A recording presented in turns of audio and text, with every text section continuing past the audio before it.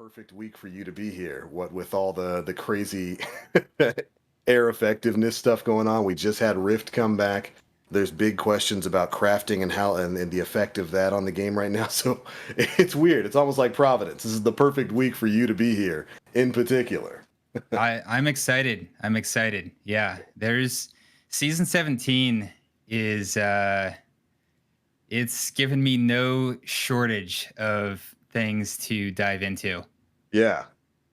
No, Uh, I literally I have like pads. I'm just like lists of things on every page. I'm like, check this, check this, check this.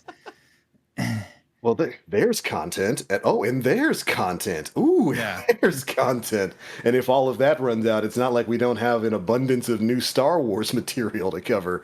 That's the backup thing. Never Doing ends. both at once. Doing both at once. So,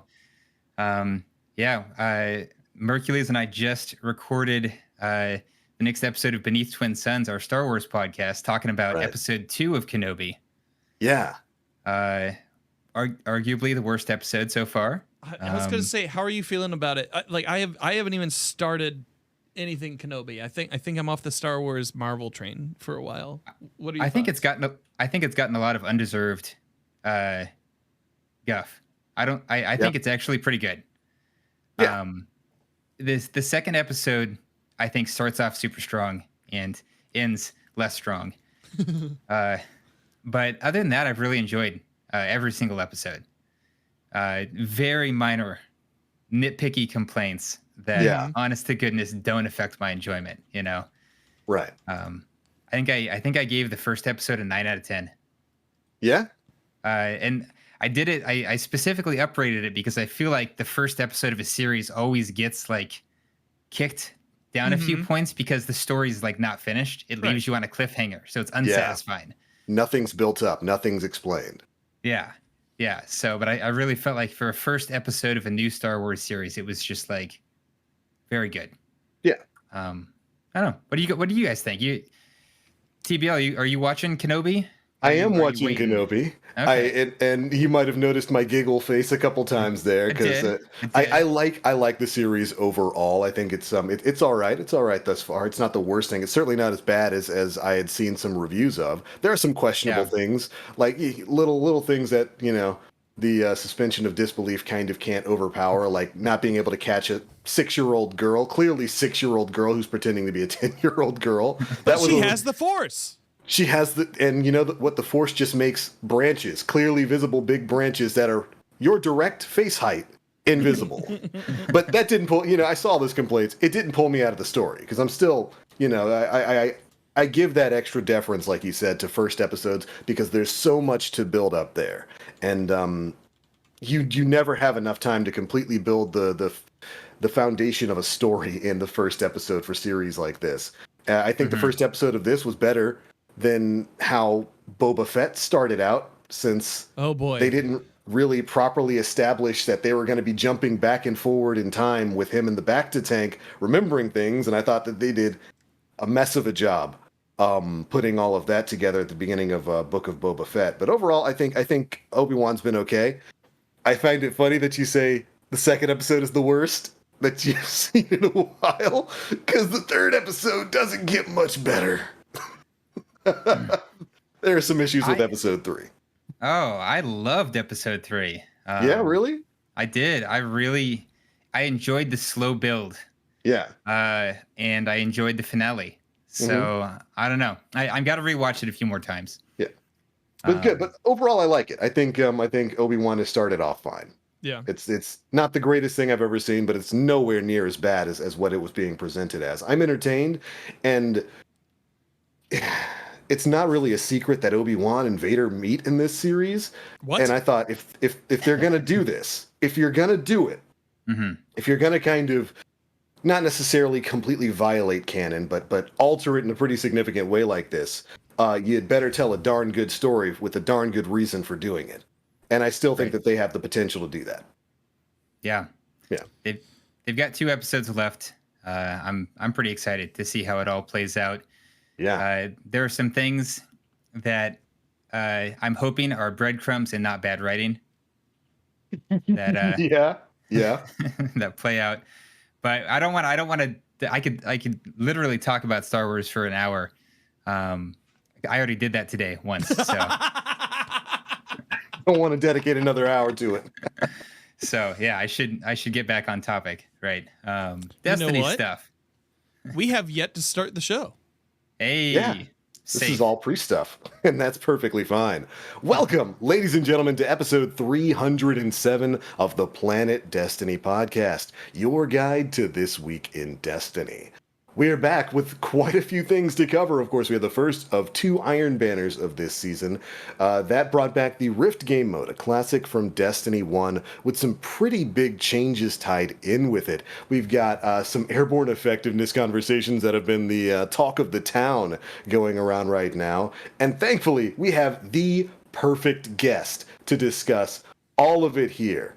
A legend himself, you know him from the Massive Breakdown podcast, as well as Beneath Twin Suns, a Star Wars-based podcast. We were just talking a little bit of Star Wars right here. You know him, you love him. Kyt Kutcha, welcome to the show. Hey, thank you so much for having me on. I'm excited to be here. I'm excited to talk Destiny, to talk Star Wars if it comes back up again. I mean, It will. Probably. Very excited to talk about Airborne Effectiveness. Do I have some strong opinions on that? Yes, I do. So very, very excited. This is a great week. I'm really, really happy that you guys asked me to be on the show.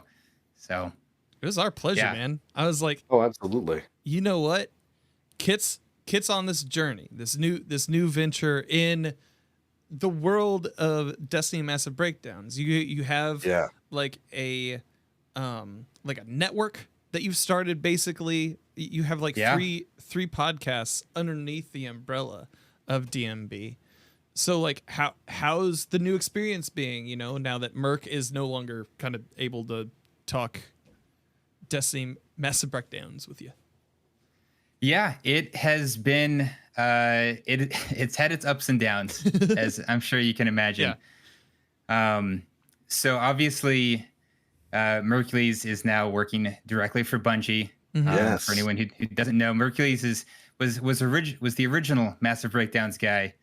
That's what he started labeling all of his old Reddit reviews and the spreadsheet that he started, which is where we got the name when we started the podcast. Mm-hmm. I was the Arms Day guy at that point in time. This was so many years ago. Yep. And so, yeah, the OG Destiny Reddit remembers. So after doing the show with him for like 5 years, him having to kind of on very short notice transition out has been a journey is a great word. So he was doing the editing for Destiny Massive Breakdowns, and that is a big job. Mm-hmm. Oh yeah, as I'm sure you guys both know. Yes. So I've had to bring on another editor, which fortunately I was able to find somebody super talented who's been doing just a great job. And I know that because the first thing that happens with a podcast, if your audio quality goes down, is that immediately everyone lets you know. Yep. Yeah, that's the first thing that happens. Or they're like, so why is this guy quieter? That makes no sense. You guys sound like shit today. What's wrong? It's like, yeah. Okay. So that's been great. And we just earlier this year we launched PvE Podcast versus Enemies, the new Destiny Massive Breakdown show, or I should say the new show from Destiny Massive Breakdowns. I am not a host because while I enjoy PvE and I'm very competent, I can always follow directions, right? Tell me go here, shoot that, and I will 100% follow your instructions. And if that means that I get booped off a ledge, then so be it. But no, we have a fantastic Discord full of incredibly talented Guardians that we were able to pull some talent from. And so we brought on 3 Guardians to host that show who just are super, super knowledgeable about in-game PvE, lots and lots of Sherpa experience. A lot of people probably know Court as the PvE spreadsheet guy. Court's been fantastic, and Impetus and Saint Kabir between them have more hours of Sherpa experience than I probably have hours of like total PvE experience. Yeah. So they've really been killing it. It's a great show for like the Nightfall crowd, the Grandmaster crowd, the Raid crowd. And it helps me because then I don't go in and look like an idiot. Yeah. So I appreciate it too. And then Merc and I are still doing Beneath Twin Suns Star Wars podcast. It's a lot like Destiny Massive Breakdowns, but it's about Star Wars. Yeah. So there's fewer statistics, but we still do some pretty hardcore deep dives into the plot, writing, aesthetics, trivia, everything to do with Star Wars. So it's a lot of fun, and for anyone who wants to know more about Star Wars, I would encourage you to check it out. Drop us a listen and see what you think. Ultimately, what it is, it's just two people who love Star Wars talking about Star Wars. So, yeah, and the Destiny Master Breakdowns. So we didn't really do guests, right? Yeah. Like anyone who listens to the show probably knows that we didn't really do guests as a rule. It was pretty much the two of us. Yeah. And now I have to do guests because, as it turns out, one person talking for an hour straight is not always the most entertaining thing, or I should say, the most listenable thing.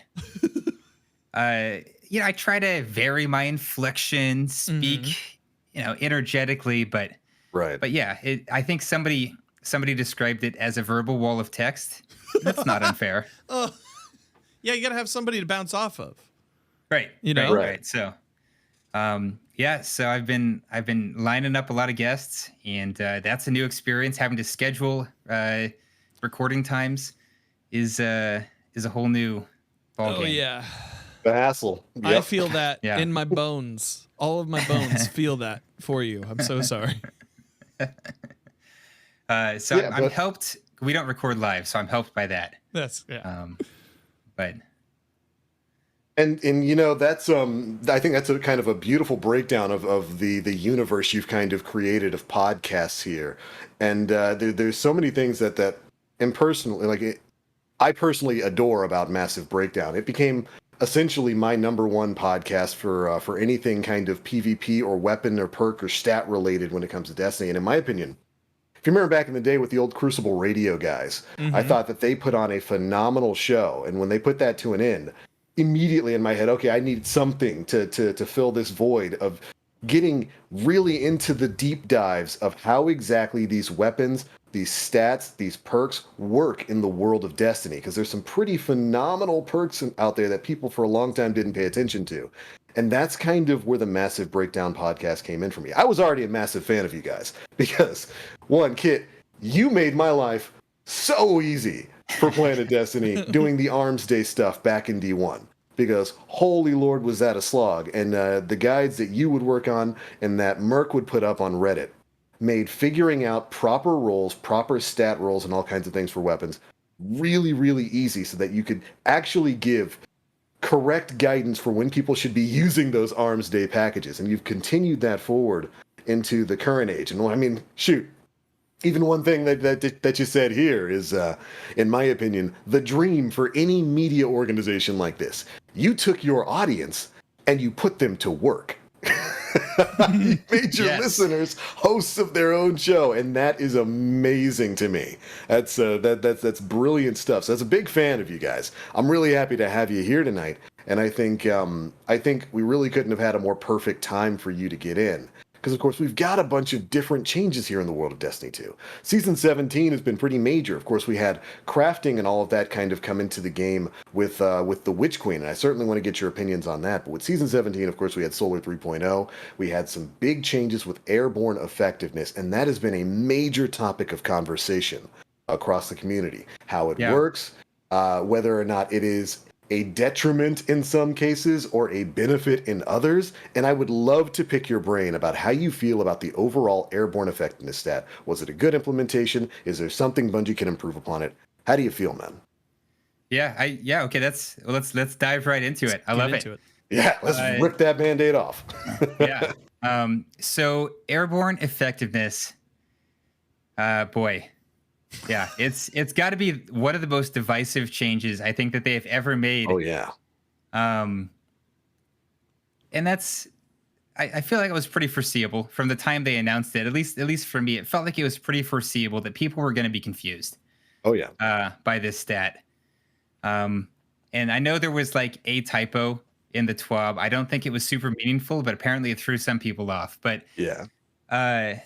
yeah. So I overall like the change, and I'm going to say that I want to explain why. So I like the change because for the first time in a little while, the amount of cheesy, like just inane in-air nonsense is gone. Mm-hmm. And I don't miss it at all. And that, I know there are probably going to be some people who just hardcore disagree with me, and that's fine. Everyone's entitled to their opinion on that, even if it's, mistaken. But I don't miss it. I think it's better for 90% of players in the Crucible. If you look at it from the perspective of, say, the top 10% of players, people who are very, very good at using movement to confuse and very good at landing shots, they're absolutely hurt by this change. No question asked. Mm-hmm. I can understand why they find it frustrating. If you look at it from the perspective of everyone who was getting clowned by those players, I think it's hard to argue that it's not better for them. Yeah. And I usually tell people I'm a pretty competent PvP player, depending on the environment. You put me on PC, I'm a controller player. I used to be like a Counter-Strike mouse and keyboard, just super hardcore back when I was young. I then took like 15 years off of shooters. Yep. And so I'm not interested in relearning that. I'm at a huge disadvantage against real PC players. They can do some great things. Yeah. On console, I'm significantly better than that, especially if I'm going hard. Maybe I'm in like around the 2.0. I don't know. My KD's messed up because I'm constantly using stupid builds to see how things work. But it's better for me, right? I'm not a top 10% player is the point I'm trying to get across. I'm good. I'm not terrible. But I'm not in that top 10%. I could land shots in the air with Icarus. I can still land some shots now. Mm-hmm. But the game is better for me, right? I'm getting just like hardcore wrecked by somebody with stompies a lot less. Mm-hmm. Yeah. And I feel like if it's better for me at where I'm at on the bell curve, roughly, it's got to be better for everyone that I'm beating, because I'm not doing those things to them. Right. And so, I don't know. I think it's a good change. Crucible is a brutal place for new players. Mm-hmm. Oh yeah. It's like even some veterans. A lot of veterans. Yeah. But I guess I think about like what's going to be good for the growth of the game. When they make these changes, I'm like, is this going to get more people in? Because that's part of the Crucible's problem, right? Is population. It's always a concern. And when the population primarily consists of like only the top 50% of the bell curve, then of course it's sweaty. Like, duh, right? Right. So how do we get the bottom 50% in without like the experience being garbage? I think this is a great step. So I feel like I'm going off on a rant here. I want to let you guys get a word in edgewise. Yeah. No, this is why we brought you here, to go off on a rant about AE. And I think overall, you've got a major point there. I do believe the introduction of this stat was a method to more equalize the grounds in PvP. We've talked about it a lot on this show and over the history of the show, that gunplay in Destiny is really, really solid. Probably some of the best gunplay I think I've ever played in any FPS ever. But real skill ceiling, I think, has always been movement and verticality. Them players who knew how to get up in the air above your head and then headshot you from above are the ones who generally tend to pull away in every single lobby, every single game. Verticality is a major issue there. And outside of Bungie nerfing verticality, nerfing your movement, nerfing your mastery of the environment, what else could they do to equalize the playing field? I don't think they're willing to mess with your movement that much, because that's not the way the game is built. This is a game where you're meant to get vertical. You're meant to get up in the air. You're meant to move around. So the only other way to do it is to kind of try to tone down some of that point-blank accuracy, especially with some of these one-hit kill weapons like sniper rifles, shotguns, and whatnot, while you're making that vertical movement. And so I definitely think that's probably, as you said, probably the reason why Bungie went ahead and implemented this stat, to kind of try to even out that skill floor and skill ceiling that's in the game right now. And on one hand, that definitely hurts. For the players who are those high skill players who are used to getting up there, we've seen the clips of them all week, who are used to pulling off some ridiculous snipes midair with solar warlocks, to be able to lose that sort of innate advantage definitely does suck. I'm not gonna throw their concerns by the wayside here, but when you're talking about the overall health of the Crucible as a whole, it's kind of hard to argue against bringing up that experience for the middle and bottom line there. I think one of the things that I've been doing lately is just kind of like watching Twitter and seeing like how the reaction is going to it. And there's some like real funny clips. I showed you guys the Lanza one earlier tonight. That one's insane. But then there's like views from folks like Benji. And I think he kind of hits it on the head. He, in the beginning of his tweet that he put out, I believe earlier today around lunch, it said, "Remember when the slide nerf changes were shown and people freaked out, but then in reality the changes weren't bad at all, and now no one cares." I think he disagrees about like the aerial efficiency being a good thing for the game, but that kind of put that in perspective for me, at least movement wise, because I remember everybody thought the game was going to be over as soon as those slide nerfs came in, and I still get slide shotgun.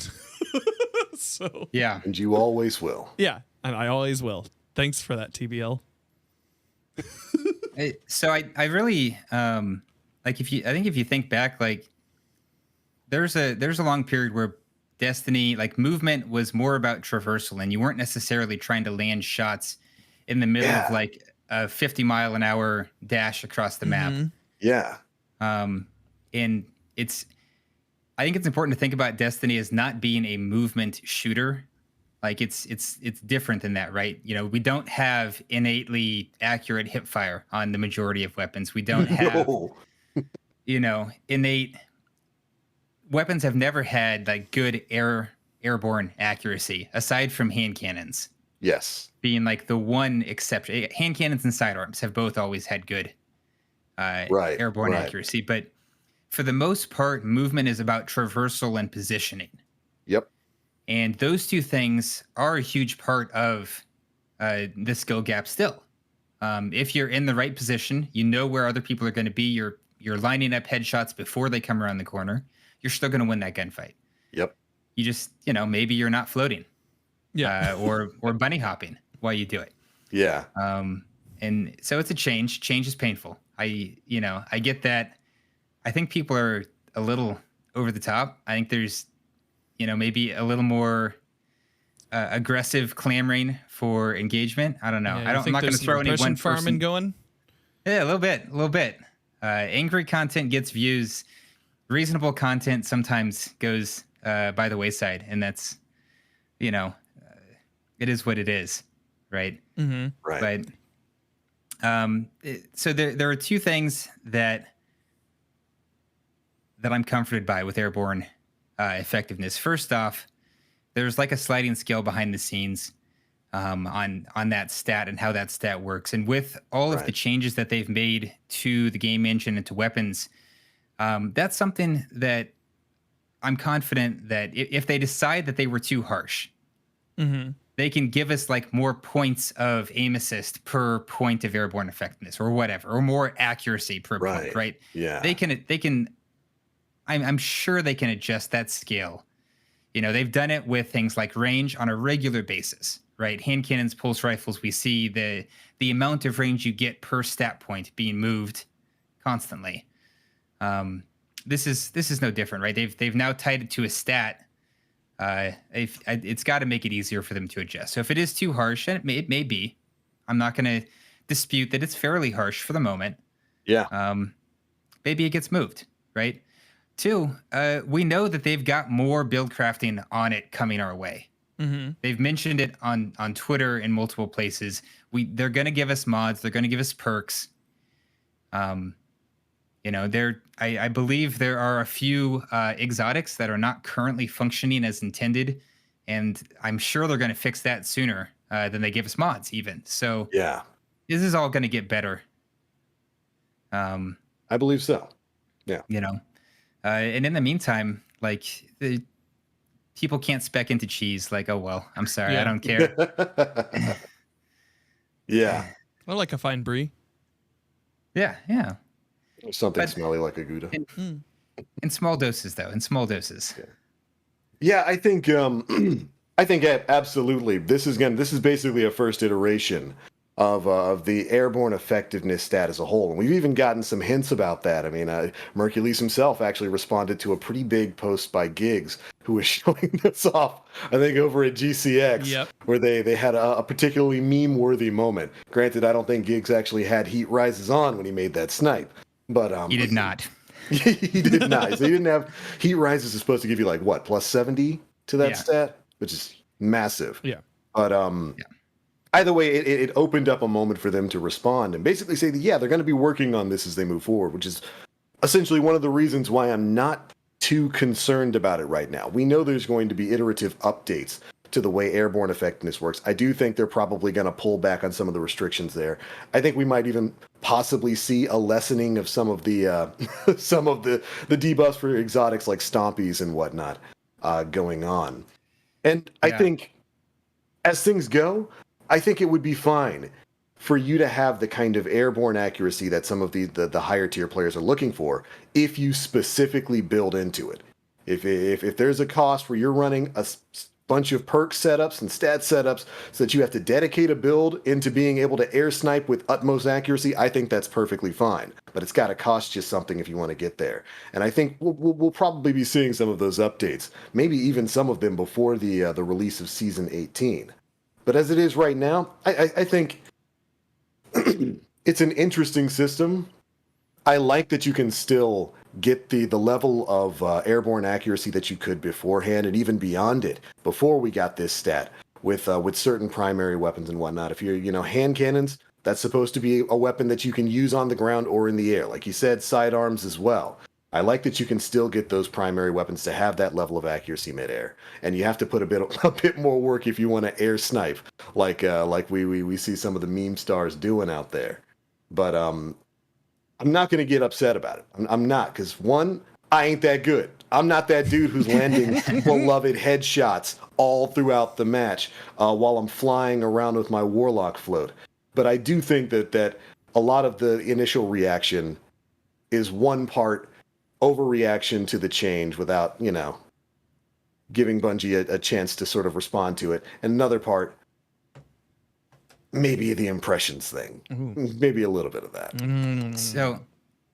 So I want to, and we mentioned them, those two clips, right? The Gigz clip and the Lanza clip. I want to talk about those two specifically. Yeah, because they both have gotten huge views, and I feel like people are just not quite understanding how the accuracy and the aim assist are working and why those shots are missing. And that's it's a complicated system behind the scenes. I'm sure that I don't fully understand it, and I've talked to Bungie devs about how it works. So fundamentally, right, so let's talk about the Gigz one first. All right, this is the one I saw most recently. It blew up. So he was hovering in the air. He did not have heat rises active. Maybe he thought he did because he was hovering dead still. That was, I believe he was strafe gliding, and I don't main Warlock. I am absolutely the most basic hunter that you could ever hope to find, but but he hovered there, right, and he aimed down, which is always wonky in Destiny because your legs are in the way, and I feel like aiming down just doesn't quite work right. Or aiming straight up, also super hard to do right. Now it looks like he's got his reticle lined up dead on. Okay, great. But at this point, he's got an airborne effectiveness of 27. Now we know for primaries that 30 airborne effectiveness is going to give you similar accuracy to pre-season 17 Icarus Grip. Yeah. This, however, is a special weapon. Special weapons at 30 airborne effectiveness are going to give you jack. They are wildly inaccurate at that stat. And he's not even at 30. They need to be at 60 just to be like semi-accurate in the air. Right. So he's aiming straight down. He's got a small target. He does not really have any room for a body shot. At this point, it's all about the cones. So you can't see the cones in the game here. A sniper's cone at on the ground or at 100 airborne effectiveness, had he actually been there, is real small. It's extremely tight. A tiny fraction of a degree. So it would absolutely have hit had he actually been there. And I know some people who have since tested the same build and had very little difficulty landing shots. So it does work, right? Heat Rises does actually work. The Icarus Grip perk works. There are some other things that some science folks and some testing folks believe is broken in the game, but those are exotics for the most part. There are a few exotics that are acting weird. So I'm sure Bungie probably already knows and is probably already packaging a fix. But this is working. So what happens there is that the cone, because this is a special weapon and his airborne effectiveness is really bad, the cone is larger than the head of the person he's staring down at, which is a small target. And so what happens is that within your accuracy cone, the shot can go anywhere. Right. So he could have hit that shot. Right. It's just pure RNG. Right. Pure RNG. And the outer swath of that cone around the player, in terms of area, is just as big as the inner swath of that cone that contained the head. There's a little bit of geometry involved there, which I'm not going to go through. But fundamentally, he had basically, at best, a 50-50 shot. Yep. And he had no aim assist helping him because he had 27 airborne effectiveness. He had no aim assist at all. And he didn't need it because what aim assist does is it points your accuracy cone toward the player. Yeah. So he didn't even need aim assist, right? He's a great shot. Everybody knows he's good. There's no secret there. He was dead on. His gun was just too inaccurate because he was midair. Bottom line, nothing you can do. It's just RNG. Right. Similar thing happened to Lanza. And he's probably more confused because he did activate Heat Rises. He was floating. he was floating. He was glowing all fiery and stuff. But he was at extreme range. He was like 80 meters away. Now I don't know the exact stats of the rifle that he had. But he had no aim assist help. And again, the accuracy cone on a sniper is tight, but at 80 meters, it may not be that tight. Right. The head is a pinprick at that distance, even zoomed in. And maybe if he can break it down, and show that he was within the effective range of the sniper, which we can calculate, right? We've got calculators for this. Yeah. And if he can show that his reticle was actually dead on, then maybe he's got something. But it's so tiny. The clip quality, at least that I saw, wasn't super, it wasn't, 4K 60 FPS or anything. It was Twitter compression. Yeah. He may have been slightly off. And it's going to be real hard to tell. Right. But it looks legit to me that he would have missed that shot. 84 meters, like, yeah, sure. If he was off by a pixel, he misses. That's how the game works. Right, especially when you're in the air. So, And yeah. But and So anyway. to kind of go along with the conversation there, the issue that I think a lot of people are seeing here is that the inner reticle, your little red dot sight there, they're seeing it close enough to the head that they know that if you were standing on the ground, the game would have given you the headshot there. Again, because of the way airborne effectiveness works, the way it affects aim assist and that cone around your head and the way it drags things towards the head. If you were standing on the ground, I think Gigz shot would have been a headshot, and For sure. Lanza as well. And so I see the big complaint I'm seeing from people is like, well, it looks like that bullet should have gone where he pointed, and if it was where he pointed, that would have been a headshot. Because they're not taking into account the randomness that gets added when you're in the air. And that's kind of the big misunderstanding for people there. When you're in the air, it's almost kind of like the bloom effect that was such a big topic of conversation back in Destiny 1, where Gigz you did a great job of explaining it here. For the people who are watching the stream, I want you to look at Kit's beautiful face. Imagine a big red circle twice the size of his head around his head. Okay, did you picture it? Oh, I wish I could do that right now. That would have been so cool. Oh, that'd be beautiful. We could just draw it on there. I think I can at some point, but that's a production note for later. Right, but you see his head. Yeah. His head is his actual headshot hitbox. Yep. But that big circle around it is the aim assist cone that he was talking about here. Your shot, even if you're pointing your reticle at his face, can go anywhere in that circle that's twice as big as his head. Anywhere when you're in the air. When you're on the ground, that circle's a bit smaller, so the game's a bit more lenient with your shot. But when you're in the air, your bullet can randomly go anywhere in that circle. And that's kind of what happened there with the sniper shots. New bold one brings up good illustration. It's basically like having a sloth head on. It is twice the size of your head. And it can hit anywhere within there. Probably right here in the cute little button nose. But it could also hit here on the outside edge. Right.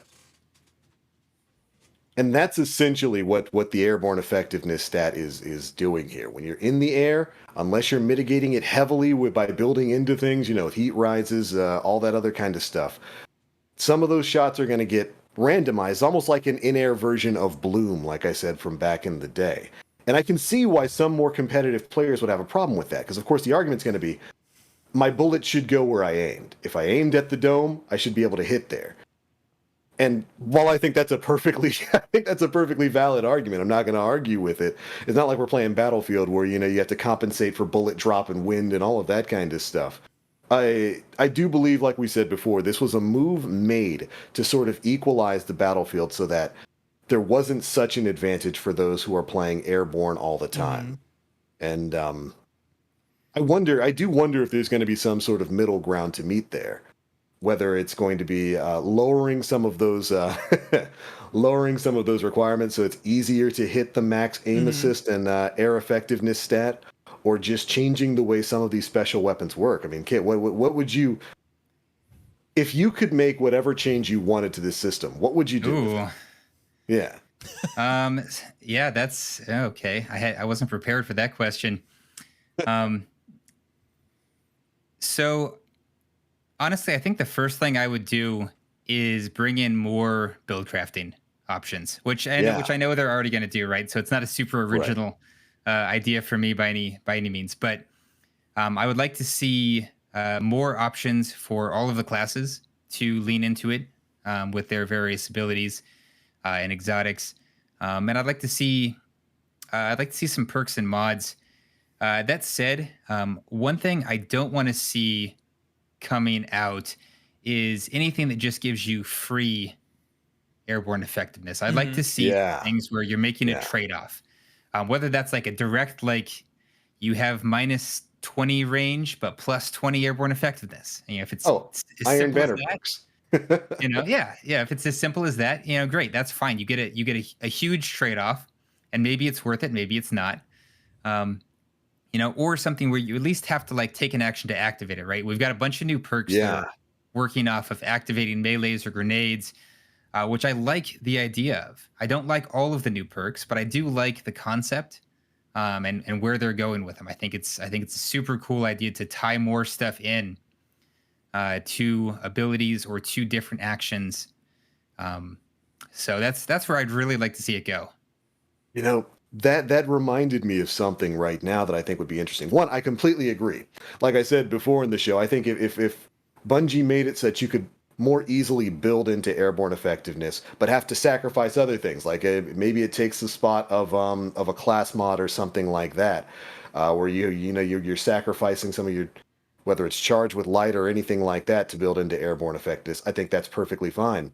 But one of the things going on right now, one of the other issues in the game is, of course, the notion of classy restoration, restoration times two, healing grenades and their place in the Crucible right now, because good Lord, is that oppressive right now. What if Bungie took that notion that Warlocks used to have of consuming your abilities to allow you to float, and added that as something more class agnostic? So maybe, instead of having those healing grenades as a hunter with all of your dodges and all that kind of stuff, what if you could sacrifice that charge to give yourself a burst of airborne effectiveness rather than just having the free healing all over the place? Yeah, I think that would be a really interesting trade-off. Right? You dodge, and then for 10 seconds you've got like plus 70 airborne effectiveness. Sure. Honestly, I don't really want, like, I think plus 70 is a lot. That's a lot. I don't really want anyone to have that. I'd probably take that from Warlocks, if I'm being completely honest. Sorry, Warlocks. I'd still let you have a nice big buff, right? Maybe plus 30.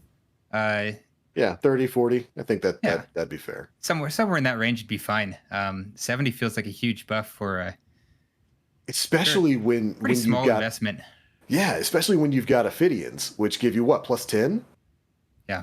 It's like right off the bat, Warlocks can just jump into the air and boom. It's nutty. Yeah.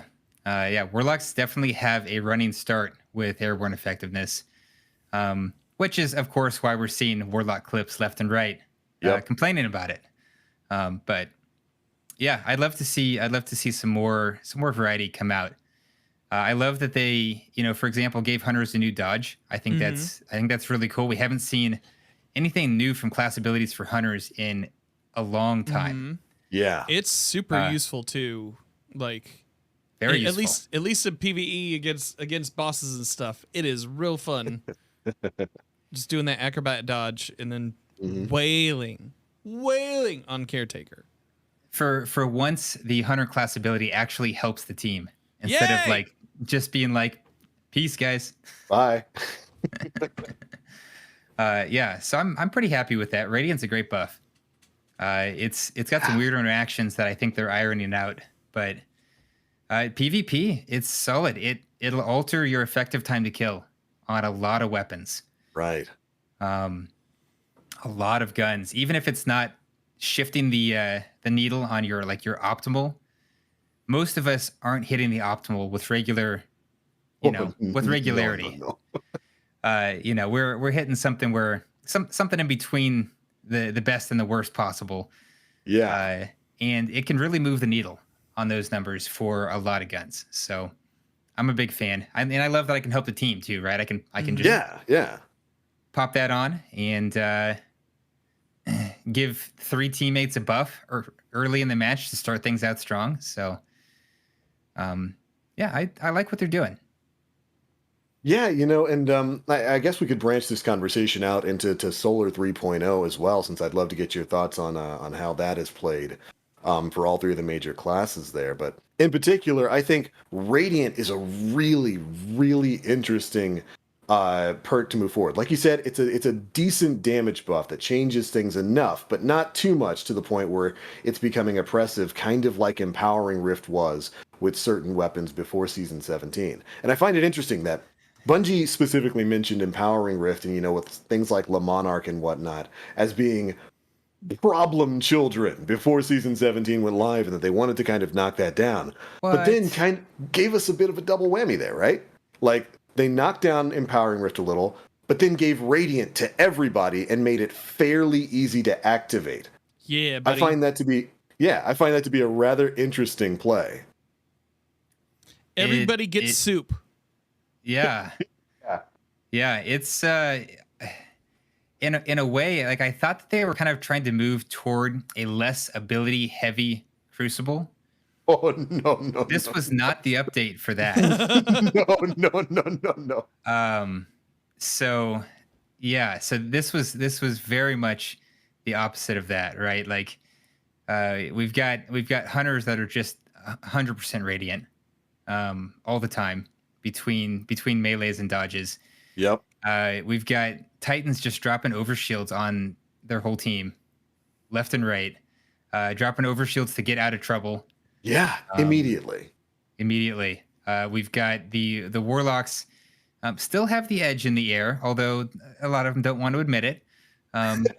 Yeah.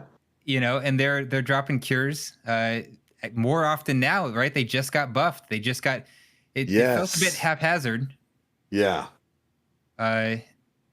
It was a weird buff on abilities that for me were confusing.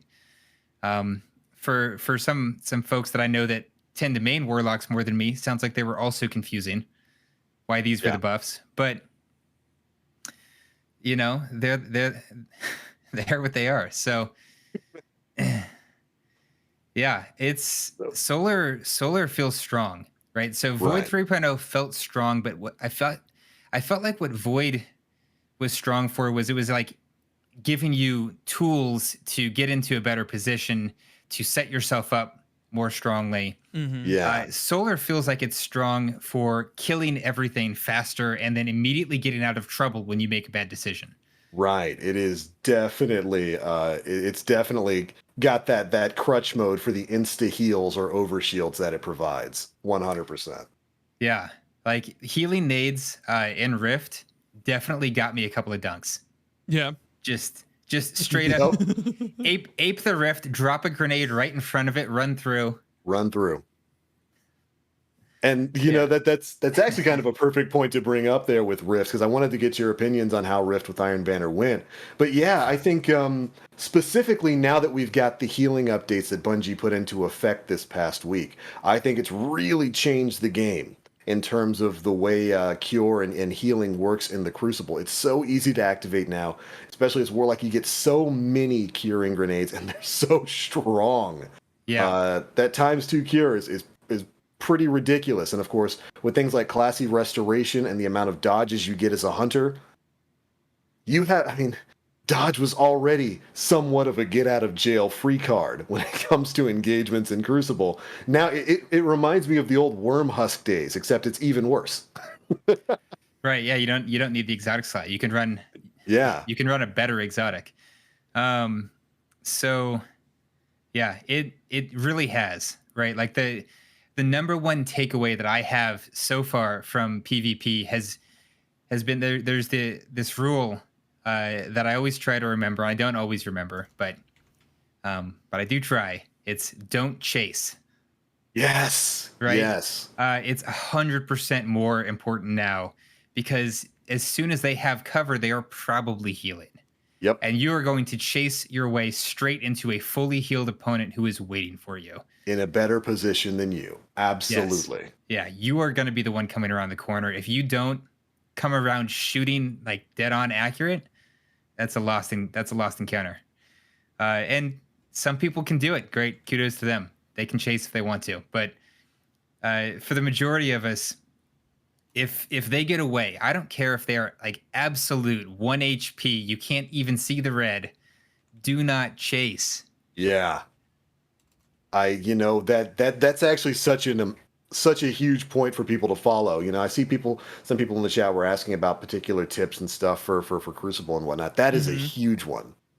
There is never going to be a time in which you get into an engagement with somebody, they break off that engagement, round a corner and run away from you, in which it's going to be worthwhile for you to chase after them. Like Kit just said, because you're going to get over there, they have already fully healed back to max health, and they probably have a special weapon waiting for you. This isn't COD. This isn't Battlefield where you can kind of pull off that sort of thing. Yeah. Or you're going to Mm-hmm. find yourself in their spawn, and somebody else is going to be with them. They're gonna be holding their teammate's hand like, "Hi, welcome. You came to the wrong neighborhood." There has never been a time in which I've chased somebody down and not regretted it. Even if I secure the kill, two of their friends just respawn, and now, well, my booty's getting clapped. It's Wile E. Coyoteism. Yes. Yes. When you get the kill, you have now put yourself out of position, away from your teammates. The only time that you chase is when you are closing with support, right? Ideally from multiple angles. Oh yeah. So you got your squad with you? Yeah. Yeah. Then sure. Chase from two different angles, do a little pincer maneuver, right? Mm-hmm. Yeah. Absolutely, for sure. That's not chasing. That's not what I'm talking about. I'm talking about you're 1v1ing somebody. And they're just running away. and they're like, they see you and they're like, "Oh, I'm getting out of here. This guy's too good for me," right? Or you just got the first shot, which is probably what happened. Yeah. You got the first shot, they're like, "All right, I'm gone." And they're making a smart play. Do what they do. When someone else gets the first shot, find the nearest corner and go around it. Get out of it. Look for teammates on your radar. Hopefully you're already watching your radar and you know where your teammates are. Go to them immediately. You should have probably been with them anyways. Yeah. So, yeah. Do what the person you're chasing is doing. Don't chase them though. Mm-hmm. Right. That's like straight up, like that's worth a solid like 0.5 to 1 KD for most players. If they just do those like two things, like don't chase and run away when someone else shoots you first. Yep. It's like magically your KD just goes up. So I shouldn't run directly into them. Okay. Yes. No, don't run into a firing line. It's hard, you get excited and you're like, "Oh, I see red on the radar. I'm going to go see what's going on over there." You just want to say hi. Yeah. You just want to introduce them to, your favorite role that you had that week. Exactly. I do this all the time. I'm like, I'm testing out trinary system right now. I'm like, okay, I've got a super good roll. Adaptive fusion rifle's usually not good, but not good. I've got firmly planted tap the trigger. Yeah. And so I'm like, I got to try it. I got to see what's up. I got to firmly plant and tap that trigger. I'm chasing people and it's just very hard to test. Yeah. That is, as somebody who's been playing Destiny literally since the D1 beta, I think pretty much everybody here could probably say that. That is still a lesson that I find myself having to actively rehearse when I'm in an encounter. Like, I just outdueled that person, but they live with a sliver of health. Let me go finish him up. No, stupid. By the time you get over there, you're going to die. Mm-hmm. You may kill them, but you are going to die. And that's something that I have constantly had to tell myself. And you're right. When that's a lesson that you can master, if you can master, your KD immediately goes up because you stop trading with everything. I think the same goes for PvE though. Like the amount of times that I have to tell people just plant your feet. Yep. Like planting your feet will save you a lot of the time instead of like trying to jump 4 or 5 times. Like sometimes you're gonna miss. Sometimes you're gonna miss. And you take that L. But if you decide to plant your feet, if you make a conscious and confident decision to plant your feet, you'll be much better off. Yeah, 100% agreed. So do you have a favorite? Yeah. Do you have a favorite Solar 3.0 build yet? So I am actually really, really enjoying a specific exotic. This is an exotic that I feel like is kind of a sleeper, but it's very, very strong, and that is the Frosties. Ooh, really? I hear a lot of people talking about all kinds of different exotics, but the Frosties has been a go-to for me for years, and the reason why is that I tend to sprint to reposition constantly. Mm-hmm. I get engagement. Win, lose, I'm sprinting immediately afterwards. Yep. And Frosties are just free ability regen. And so what it means for me as a hunter is that in almost every encounter, I have either a melee or a grenade. And with solar, they're both ranged, they're both explosive. So it lets me prime or close a lot of encounters. And then I can have my radiant dodge up way faster than otherwise. And I'm running the fragment for throwing knives, making me radiant as well. So I can have the radiant buff up very, very high uptime. And they really play into that. I'm also right now really trying to lean hard into a more ground-based playstyle. I'm trying to avoid those kind of panic bunny hops. Right. And these kind of remind me because they give me no airborne effectiveness. So I know that I'm gonna miss in the air. Like whatever I do in the air, it's not gonna work. So I have to play on the ground. And it's a struggle sometimes because I really want to jump and shoot, but I'm learning, and at the very least, I have a grenade. Yep. So that's been my favorite so far. Explosive throwing knife, radiant dodge, swarm grenade. I love the swarms and the explosive throwing knife for area control. I like to use them to cover radar if I want to prevent someone from entering a room or punish them for entering the room alternately. It's a great tool for baiting corners and for blocking people off. So for punishing the people who chase you. Yeah, exactly. Oh yeah. If you're chasing me, you're getting a throwing knife absolutely to the face. It is waiting. Yeah, it's ready. It's ready. I haven't thought about Frosties in like 40 years. Yeah. They're just kind of like there. You don't have to, that's the great thing is you don't think about them. If you put them on, and I love them in PvE too, just ability uptime, right? I always have a grenade to throw. I always have a melee to throw. Yeah. And especially now with Radiant proccing off of the explosive throwing knife, I feel like it's really helpful for squad tactics. I can proc Radiant at a distance without having to dodge. And then I can also dodge to do it, right? So the uptime, man. The uptime is nuts. Yeah. So that's good stuff, man. Yeah, that's for Rift. I was definitely running healing grenades though. Just it's free. The instant heal. Like yep. Rift was all about don't die, right? That's the strategy for Rift is die less than the other team in the first 1 minute. Yep. And then you can win. Just pick, pick off one of them and then rush. Unless you kill someone while they're picking up the spark, and then it glitches out the spark, and then you have to play out the rest of the 9 minutes without. That's fine. Any it just becomes it becomes enhanced clash. The bugs were rough. Yeah. Can we talk about Rift? Yeah. Let's go ahead and dive on into Rift as we close things out here. Yeah. So I liked Rift. I think it's good game mode. I think they made some clever changes to the game mode. I like the respawn timers because it lets you down another team and then actually have a chance to kind of move the ball downfield. A football analogy. And it puts them scrambling, right? So it really makes playing your life super important. And I think it kind of like really strongly pushes people into some good gameplay habits that other game modes, Slayer-based game modes, do not push you into. Yeah.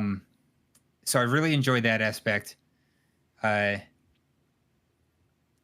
I like the multi-spark finish. I think that was an exciting way to end the match when it's tied. Oh, yeah. Yeah, that's interesting. Yeah, I saw that pop up and I was like, oh, my God. We got a shot, gang. And yeah. So many sparks. So many sparks.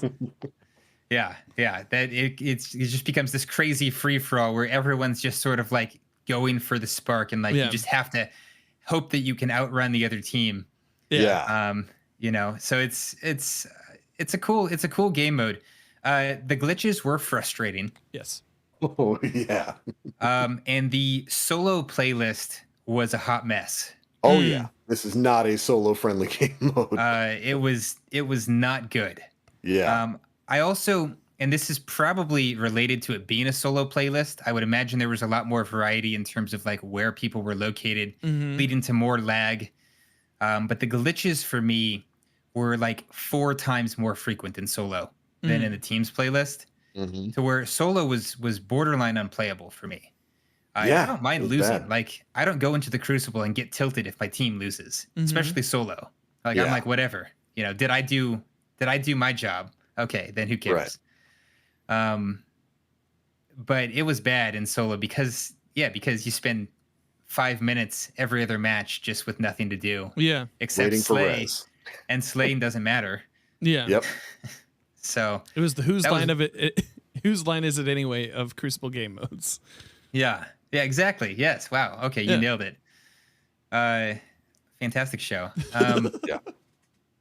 But teams was super fun. And I didn't squad up a whole lot. I went solo into the teams playlist for most of my games. But just having some people on my team in a fire team coordinating night and day. Night and day. Yeah. Yeah. So that was my experience. 100% agree. The solo grind through that was nightmarish for me. It was not a great experience. I think you're 100% on point. There seemed to be some more sparse connections there when you were running through the solo playlist. I ran into a lot more glitches in the solo playlist. And this is ultimately an OBJ-based mode. It's all about the objective. Going out and slaying up doesn't really matter. And when half your team is starting the game and just running into the middle of the arena and dying, giving the enemy team the opportunity to actually play together, push the spark, and then just steamroll you from start to finish, it wasn't great. But the moment I teamed up with some friends, even when I only went in there with one other person in my fire team, he's actually here, shout out to him, my buddy John, he's here in chat right now. Nice. The moment I started playing in a team with him or with our buddy Nim, it got infinitely better when we could actually coordinate a push. I think you're 100% right when you say that Rift kind of teaches you to play in a different way. It's not Slayer. You're not supposed to jump into the middle of the arena, hit that mid lane and slay up. You have to play your lane and play your life. When I could actually do that and coordinate with a team, the game got so much more fun. Even in some of the more coordinated games, because we kept getting put up against 4 and 5 stacks, which was fine because we were having a good time and not spending the majority of the match, sitting there waiting for res. Which I understand why Bungie put in the res timer, because without it, it'd be like, to use the football analogy, it'd be like running into an instantly respawning full defensive line every 5 seconds. Yeah, because they'd be respawning back at back in their end zone and just rushing forward to meet you as you're moving forward. Yeah. But once I got in there with a couple friends, the game mode became a lot more fun. We could coordinate, we could communicate. We even inspired some of the other people who were on the team with us, who weren't in a party with us, to start coordinating their pushes with us. Maybe go forward on some of the sides, pick somebody off in the middle, and then rush their team down. And when we got into that, we got into some real fun combinations. We had some people swapping their builds up to throw healing grenades everywhere. We had Titans going, and cheesily on places like Bannerfall, when you force spawn over on where the A control point would be, dropping a shield in front of it so that the enemy team has to go around the back entrance rather than the main one. It was great. Once we got that together, the game mode became a lot more tolerable, and I had a lot more fun with it. I hopped in with like a full fire team for an evening. So you played it right. It was like, yeah. It was like it was the Beardo stream team. We were just kind of doing it as kind of like a community mixer of like, hey, let's jump into this thing. A few things that we haven't touched on. I like the changes to Saladin. I like the changes to the event as a whole, because it did feel like an event, like it was something that was special, and that is something that it was sorely missing, and something that we thought was going to be sorely missing, or something that we thought was sorely missing before it. And so I don't know if them just kind of like nudging us into that help solidify that or not, or maybe just where his placement was in the tower. It made it feel special, and it made it feel like something that you would want to do with your friends. The new map, I really enjoyed how large that new map is. And it's very big. Yeah. All the lanes that you can go through there, especially if you're the spark holder. There's like 2 or 3 little lanes underneath the map that nobody ever checks. Yeah, right? Oh, those lanes are so fun. They are. Because you're underneath the middle, so they think you're in the middle if they aren't watching the shading on their radar. Yeah. It's so good. And so you're just crossing it up, man. And so like it got to a point where we were one of us would grab the spark and then run it back for the 10 seconds that it would show your icon. Mm-hmm. And that just completely take it off their radar and then make the move in from a different angle or from underneath, and it worked out really well in a large portion of games. Now, we did hit major gamer hours later on in the evening. Sun goes down, gamers come out. Mm-hmm. They said, do you want to come out and play? And we said, all right, I think that's enough. And called it there. Time to stop. Yeah. Yeah, good teams in Rift are real good. Mm-hmm. Yeah, there were times when I would get to the middle and my whole team was dead. And I was like, but guys, what happened? How? You're supposed to wait for me. we wipe as a team. Yeah. So yeah, good teams were good. The bright side is it was over really fast, right? Mm-hmm. Like as long as the spark didn't glitch out. Yes. The 5-0s were like 5 minutes. Yep. And I was like, this is fine. You know, I'm getting my loot. I'm getting some rep, whatever. Yep. So if they can clean up those glitches, I think it'll be a much better event next go. Yeah. I don't know how I feel about it as the Iron Banner event going forward. Iron Banner was always one of the most played Crucible events, right? It always brought like kind of the whole population out, right?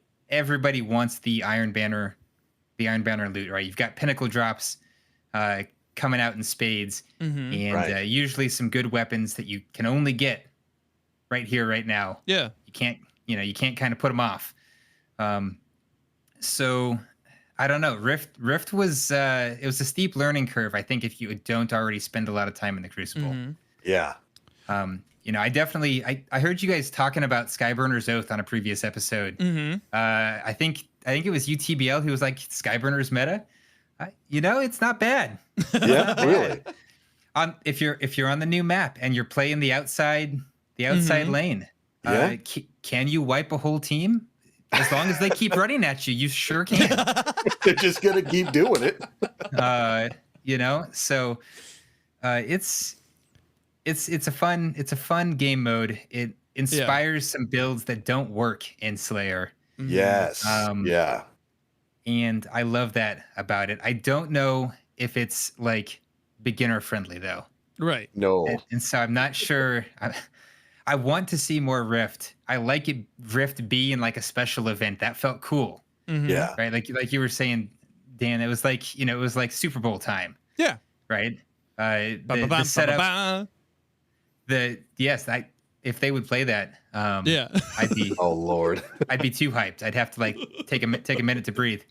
John Madden's just yelling at you from the sideline. John Madden's Iron Banner Rift.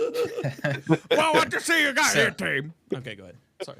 Yeah. So it was cool the way they made it, and I love the vendor updates. I hope we get more focusing. I'd love to see focusing on every vendor. Every single vendor. Give me focusing. The Pinnacle grind wasn't that bad either. Like they changed it from the bounty to just participation. Yeah. And every day. Yeah. Like I felt like that was earned and warranted. Yeah. I wish it were more apparent on the UI because a lot of people those first days didn't have no idea where to go look for that. Even it was in the TWAB, but nobody knew to go and like hover over the Iron Banner things. I maybe put a little notice or something on the quest tab. But losing those weekly Iron Banner bounties, no, wasn't bad at all. It was perfectly fine to just turn them into challenges. I think that was fine. I really don't like the bounty system personally, so I was very happy. I don't know how many people remember the challenge system is not new. No. This was D2 original, right? Like this is what we had instead of bounties. Yep. I liked that better. The only thing I did not like is that when I was in a location, I could not pull out my ghost and see what the challenges were. Yes. But a lot of people get joy from like clicking something when they're done with it, and so I guess bounties are here to stay. But we don't need any more though. We don't need any more bounties. There's enough. Yeah. Put a UI thing on the quest tab so that I can just pull that up or something and look at it. Yeah. To put kind of a button on that. So this past week on Twitch, I created a channel point redemption. It is called Black Hole. And literally all it does is every time you click on it, it just doubles the price of that channel point redemption. That's it. People just like hitting that button. It doesn't matter the cost. So I understand completely your thoughts on that.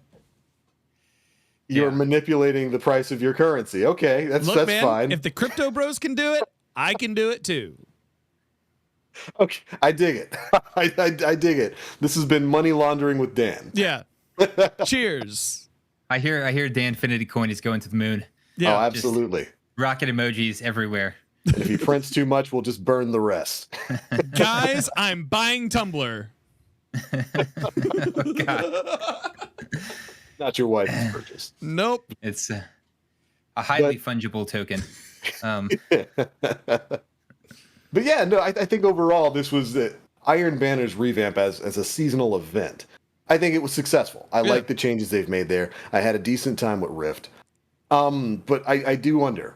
You mentioned there, Kyt, that Rift is definitely not new player friendly, and Iron Banner has traditionally been where new players go to not play Trials. Yeah. And, so for the next Iron Banner, which I think is going to be sometime mid-July, would you prefer for them to go back to Control? Should they bring it as Clash? Maybe alternate between Rift and that? It's tough, right? Because I like the idea of having a unique game mode. Yeah. But I do kind of feel like maybe Rift isn't the right game mode. I'm trying to remember the name of a game mode we had for a little while. Are you talking about Supremacy? I keep thinking Kill Confirmed, but it's Supremacy. It's Supremacy. Yeah. I feel like maybe that's the mode for Iron Banner. I don't know. Yeah. I'd like to see more unique game modes come back. Yeah. They've got a long, rich history of game modes out there that have largely been ignored in Destiny 2. Supremacy was cool. Supremacy was cool when it wasn't every other match, which is why they got rid of it. Yes. It was too much. Too much supremacy is a bad thing, for sure. Yeah. Right? And now we've got 0, and that makes me sad because I like Supremacy. Yeah. Yeah. I think is like a once or twice a season thing. Sure, cool. If it's going to be Rift, I hope that they give us like a trainer playlist. Yeah. And I hope that it is like, and this is heresy for hardcore PvP players, but I hope it's skill-based matchmaking. Really? Because I want more players to come into the Crucible and not immediately quit the game. And if, so when I started playing Destiny, I did not play PvP. I raided 3 times a week, sometimes 6 times a week. I did, this was back when we had Nightfalls and Heroic Strikes every week. So I was doing all the in-game PvE all the time. No PvP at all. I started playing PvP seriously in like House of Wolves for Destiny 1. Which was a savage meta to start in. It was a savage time. Oh, man. 2-tapping Last Word and Thorn from across the map was something else. So yeah, I played like 3 matches before I got a kill. And the only reason I didn't quit is because I had a bunch of friends who kept telling me that I would get better. Yeah. But if I went into that crap solo, I'd have friggin' I might have uninstalled the game. It was terrible. So, and it's less harsh now than it was then. but it's still pretty harsh, right? If you're not in skill-based matchmaking. Yeah. I think we need a whole revamp, right? Like that's what I think about a lot, is what they could do if we had one connection-based matchmaking list and one skill-based matchmaking list. And they made it really clear that new players should play skill-based matchmaking. They've got this whole glory playlist they're doing nothing with. Revamp it like that, Bungie. Yes. That's really what I dream about when it comes to the Crucible. Like I think about so many different ways that they could make it work. Yeah. Giving us like a monthly ladder system so you can earn your way up the ladder. You get sweet cosmetics. Oh, Good players want to do it. Bad players want to do it. Everyone wants to do it. And then you've got connection-based matchmaking literally to go chill out in. So good players can go and like relax and play off meta and still feel like they're really good at the game. Yeah. Because they're gonna dominate with a potato, and that's fine. Either way. And bad players or middling players can go in and find out, where am I in this, in the skill ranking, right? Am I good enough to hang? You learn that in a random list like that. So I don't know. I'm way off tangent now, but yeah. No, that's it. That's what I'd want. I heard potatoes get plus 90 in aerial effectiveness for every eye that they have on them. That's true. Yeah. No, I've got it right here on the spreadsheet. It's true. Mm-hmm. It's right there. So go find yourself a potato. Yeah. Yeah. And it's actually, if you stream the potato, it's actually plus 95. Now streaming live action potato. But no, I think they've had the glory playlist there for a while, and that's sort of how it worked. But I think a revamp of that is absolutely should be in the cards there. You leave the quick play or whatever we're calling it playlist now for the connection-based matchmaking for you to go and hang and do whatever you want. But that glory playlist, advertise it as the place to go to see how good you are, whether you're at the top end of the skill spectrum or the bottom end, and put in some unique rewards for doing so. I don't know how many times it's been said over the last 7-8 years of this game, but they had this system working when they were running Halo. Just do something similar to the ladder system there. Yeah, truly. I would trade a lot for them to give us a decent ranked playlist. Yeah. I am happy for it to be skill-based matchmaking as long as they tell you what your skill ranking is. Yes. And they make it clear, what skill your opponents are, and the ranking is actually based on that skill. Yeah. Right. Don't hide the way that it's stuff. disjointed right now, it's just confusing. It doesn't make any sense. Yep. And it's survival, which I'm so sick of. Yeah. I could not be more tired of survival. I can't, I want to go and get my third legend, but I just can't make myself do it. Yeah, it's not a game that I would want to spend too much time in either. What would you replace it with? Would you just do like a standard rotation, control, clash, stuff like that? I would probably just do like alternating control and clash. Keep it super basic. This is the place to go. Test yourself against other people of your own approximate skill level. Learn to get better at the game. 100% agree. That's what I'd like to see right there. Doesn't need to be. It doesn't need to be any more complicated than that. No. Throw some fun stuff into a fun rotator list like they've already done. Yeah. Give us your mayhem, your rift. Give us those for a week at a time here and there, and that's fine. That's all we don't need those constantly. I think it works. Mm-hmm. Give us some bounties to get us to dip our toes in periodically. Mm-hmm.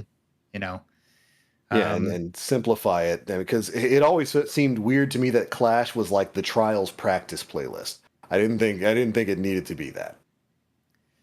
Yeah, no, it's even fine if it is that for the upper end of the skill brackets. But I think people who are really good at the game, it feels good to feel like that skill is being rewarded in some way. Yes. And too often it feels like with skill-based matchmaking, it often feels like that skill is being punished because nothing in game is being like, hey, you are diamond skill. Like you are, peak pinnacle, best that you can be, your triple diamond coated in platinum skill bracket. Every match in this playlist is going to suck. Be prepared. But You did this to contrary-wise, you also glow with the light of 1,000 suns when you're walking around the tower. Great, fine, they deserve it. I'm happy for them, but they should give them the recognition to go along with sweat, right? Yep. And then everyone else we can all aspire to that level. We can have our rank, like dull bronze, whatever. Make it friendly. Yeah. Dull bronze. No, hard agree, man. Tarnished. Yes, tarnished. Green recruit. That's where I'd like to start and just see how it goes from there. So yeah, I don't think it has to be complicated. I think honest to goodness, the simpler and more direct it is, the better. Yeah. Yeah. People 100% agree. Will people game it like they gamed Halo rankings? Sure. Yeah. Of course. Who cares? Yeah. They're gaming glory anyways. Like whatever. It's not worth getting worked up about. Yeah. So, yeah, no, absolutely agree. And who knows? Bungie said they're going to be doing stuff with that playlist moving forward, but we won't be hearing about it for a while. Hopefully, they're going to be doing something like that in the future, because I think there's value there, and people have been clamoring for a ranked system in Destiny for a long time, and I think it could be the Glory playlist, just with a few of the tweaks that we discussed here. I think it could be some good stuff. They are retiring the Unbroken title, so who knows if what's going to come out of that. So much pressure to go and play survival now, and I want it. I'm like just that one reset shy. Yeah. I think I might be one reset off too, and I have no desire. None to go back in there and hit legend again. Like, why would I do that? Yeah, it's because you like pain. Yeah. If you're into pain, you do that. All right. You guys have anything else for me? You know what? We have some questions. Just some audience questions. Yeah. Ooh, all right. Audience questions. I like them. Yeah, we got a few get on out of here. And then we'll send you on your way. Thank you so much for hanging out with us tonight, man. Yeah, this has been a blast. Absolutely. Landfell asks, Landfell and Mr. Dunes kind of both ask, any predictions for Arc 3.0? What would make you choose it over the debuff Invis Devour and the Heal Scorch Ignite power fantasies? Okay. Where do you think they'll go? So I think that we're going to be seeing some possibly annoying blind effects available to all subclasses. Ooh. And blind is super strong in PvE. Everyone knows blinding grenades, right? It's just like those grenade launches are great for large crowds. I'm getting shot too much. Let's turn their guns off for a hot minute. Yeah. And in PvP, it's a dangerous ability, right? It's like invisibility. Too much of it is incredibly aggravating to play against. So I feel like probably we're going to get too much of it to start off with, just because they'd rather it be too strong and then nerf it than have it come out and everyone's like, this is garbage. Limp noodle.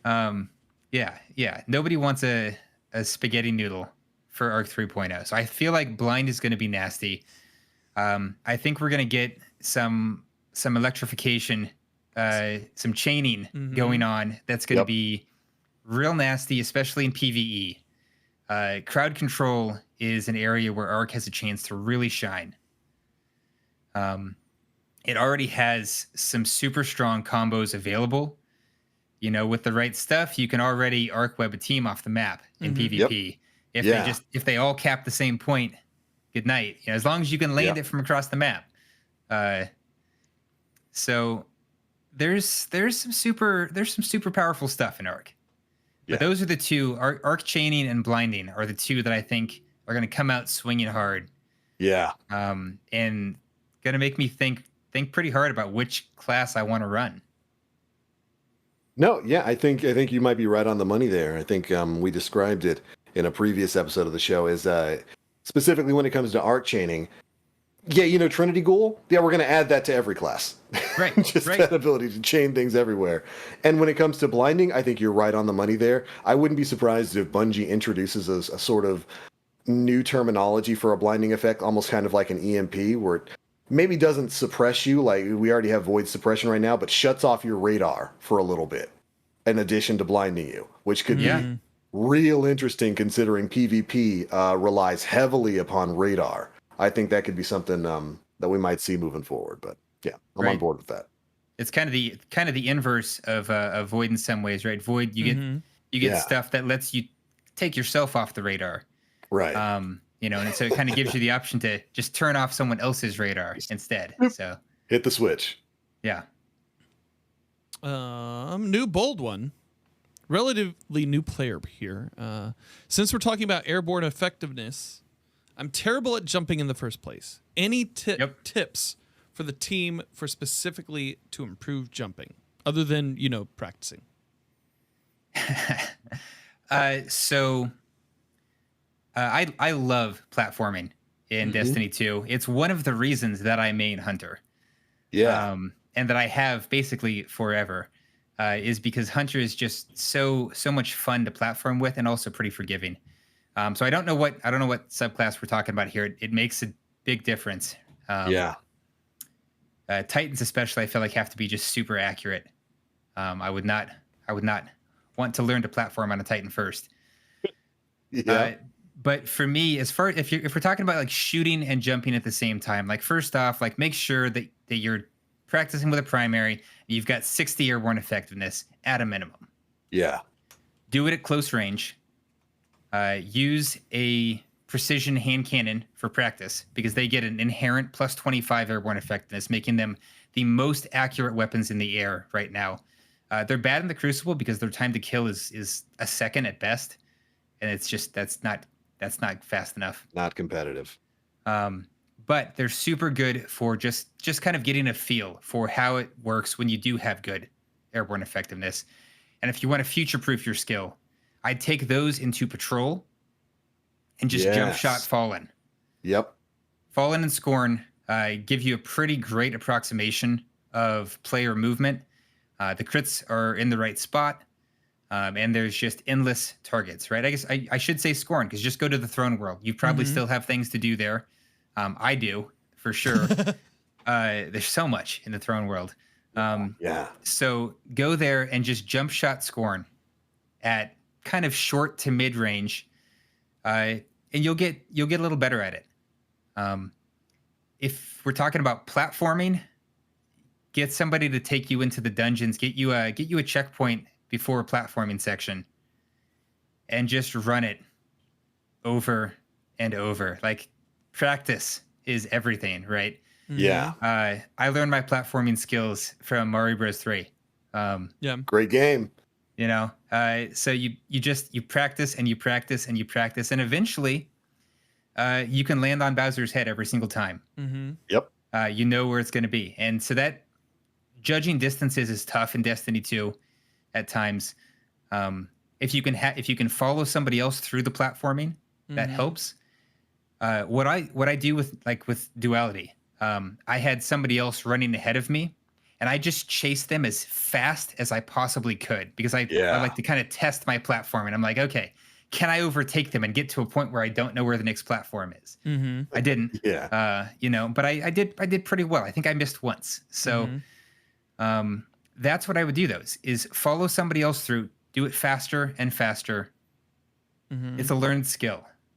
There's nothing but practice. Yeah, that's it. In PvE, swords are useful too, because at least it makes you be able to see your body and your surroundings. So like, jumps are basically timed activities, right? Like, you're basically just trying to get the timing and the rhythm and the tempo down for how to make it from one ledge to another. Just train yourself using that at first with a sword, and then change out. And I'm sure that would help too.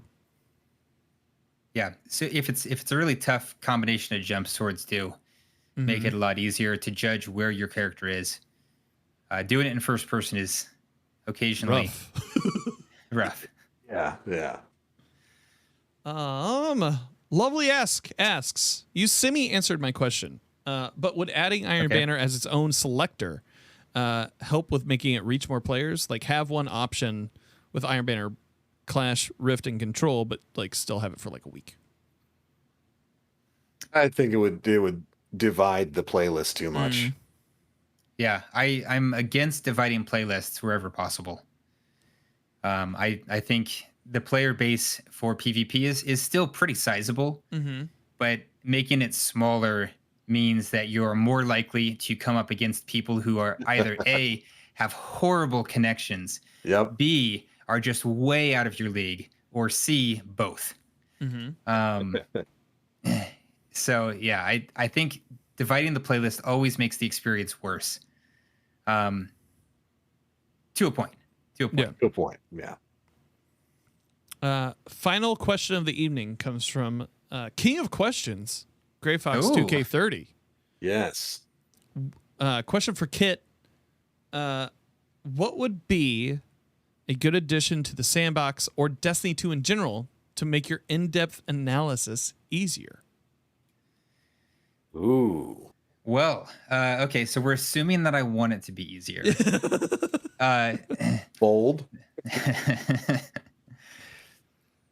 So more numbers in game always makes things easier for me, right? And right now that's not super important for me because we have some really phenomenal API tools and calculators that the community has already created, where I don't really want Bungie to devote dev hours to that. Yeah. Because other people will do it, and all I have to do is tip them for their work. And then Bungie can devote man hours to making the game better in other ways. So I'm not as big on adding more numbers into the game unless it just like is convenient for them. Yeah. What I would like is a shooting range that exactly mimics PvP damage. Yeah. That does not require another Guardian, and that lets me set targets and then on any weapon see how far away from them I am. That's what I would really like, is a proper measured solo shooting range. The current shooting range on Mars is not bad, and somebody did work out most of the math to convert the numbers to PvP numbers, and it's been helpful in that regard. But we still had to do math to get there, and so it's not great. So that would really, man, that's the dream right there, to just go in solo, or just give me some bots in the Crucible. But again, I still I want to measure the distance to them, right? So that's the most important thing. Fall off distances. Yeah. What? Oh my gosh, that'd be great. What are some of your favorite tools to use? Like what specifically do you use in your research? So I use Dem a lot. I use Destiny sets. Oh yeah. D2 Gunsmith is invaluable. I use D2 Gunsmith while I'm playing and while I'm recording because it's so light and fast. Dim just changed my world years and years ago, and I know Ishtar Commander I hear good things about too, but I've just never used it, so I can't personally sell it the way I can Dim. And I'm actually I haven't messed with it yet, but somebody came out with an add-on for Dim called Clarity that I'm excited to check out because it adds a lot of the calculations for reload times and ranges. Into really? Dim. And having those available in real time when I'm looking at the weapon rather than having to go to a calculator. I had no idea about that. Very excited about that. So those are kind of my main research tools. Destiny sets if I really need to like pull stuff out of the API because they just give me full access and I don't have to know how to do anything except click buttons. Which is good because I don't know how to do anything except click buttons. So yeah, those are my main things. Awesome. And the spreadsheet, right? The Destiny Massive Breakdowns, weapon stats spreadsheet, long name, amazing Good results. Is of course super handy for just checking times to kill. with different damage modifiers, there's nothing better as far as I'm aware. I've got everything in there. You know, if you want to know what Adagio is doing to any given gun, I've done the math already.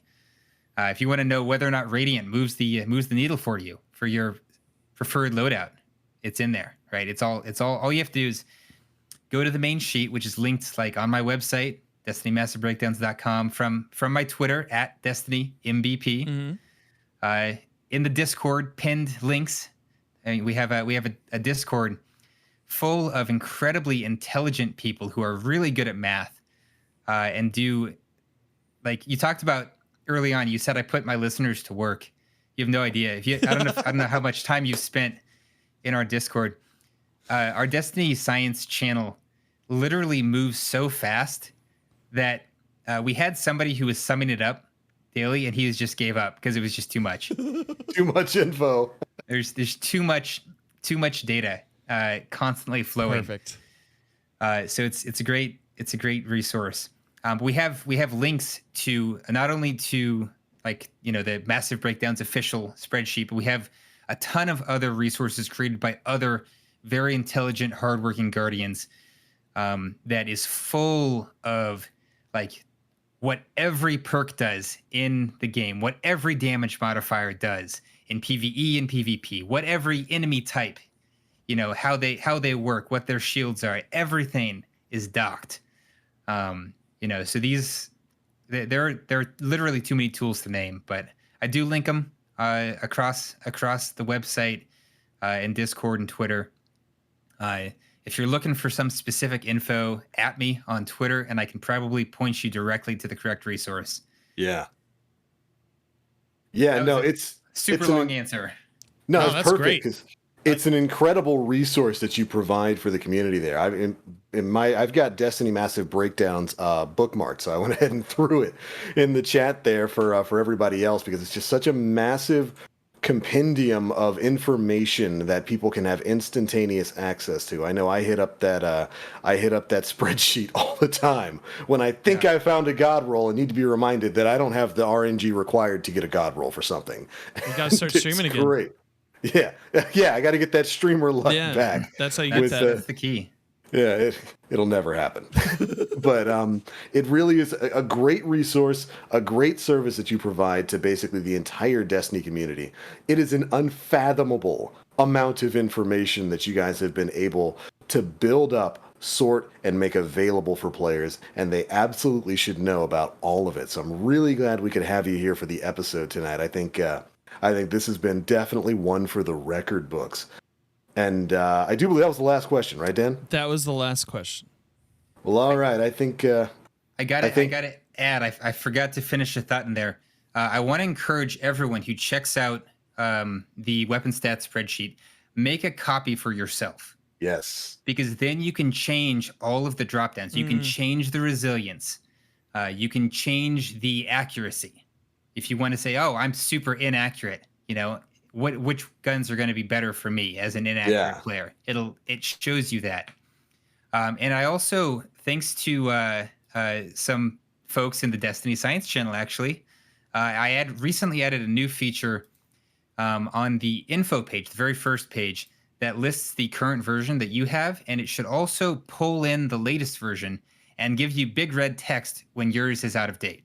So when I update it to a new version of the sheet, it in theory will let you know that you need to come and make a new copy.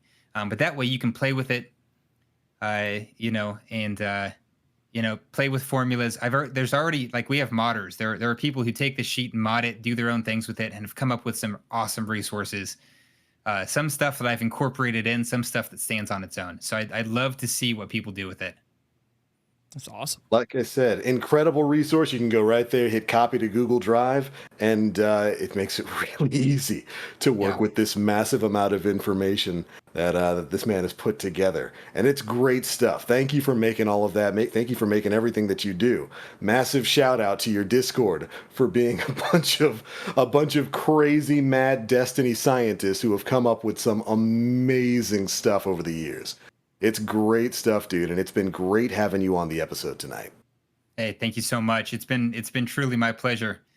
I'll tell you what, I love talking Destiny with other people who love it. And so you guys have just made this a great way to spend an evening. Thank you so much. Yes. No, thank you. Thank you absolutely for joining us tonight. And thank you for donating your time to come on here and jaw a bit about Star Wars and Destiny and the intricacies of the way the inner game works. It's been fantastic having you You're here. not paying me? What? Dan will handle that. What? Oh. I'm on the line for this? All right. That's all right. Just book it. Send your invoice to Moon. Send your invoice to Moon. Got it. She'll Got it. pay it, whatever it is. And she'll send it to Nim. Yeah, she'll send. We like to pass invoices around just to see what they look like. Yeah. Eventually it'll reach someone. Yeah. Can I get paid in Danfinity coins? Though? That's really the question. I can easily do that for you. Yes. Yes. Excellent. Yeah, just, okay. That's just within print my up control. some more. Yeah, that's within my control. I can easily do. We're square. We're square. Click that button. Well, all right, ladies and gentlemen, that is it for episode 307 of the Planet Destiny podcast. Again, a very special thanks to our guest, Kyt Kutcha, for joining us tonight. Before we get on out of here, I do want to give you the opportunity to let everybody know where they can find you across the internet. You've got a myriad of podcasts and resources, and we want to make sure that everybody can find you. So if you'd like to, please take the floor. Let everyone know where you are. All right. So I've kind of slipped these plugs in already, but I'm going to do it again. Yeah. So DestinyMassiveBreakdowns.com is the homepage. Links out to all the podcasts, all the resources, both the ones that I've worked on personally and the other ones that I use regularly and recommend. And so that's a great place to start. It also links you into our Discord and to our Twitter. So it's kind of a one-stop shop. You just kind of scroll the front page and you'll find everything right there. Everyone is welcome to jump into the Discord. You don't have to be a Destiny scientist to be part of it. It's great. Just come in and ask questions. So there's that for you. And then at Destiny MBP is the Twitter link that also links to everything everywhere. And if you're already a fan and you've been listening for a long time, then I would just invite everyone to share the show with someone who loves Destiny but finds it confusing.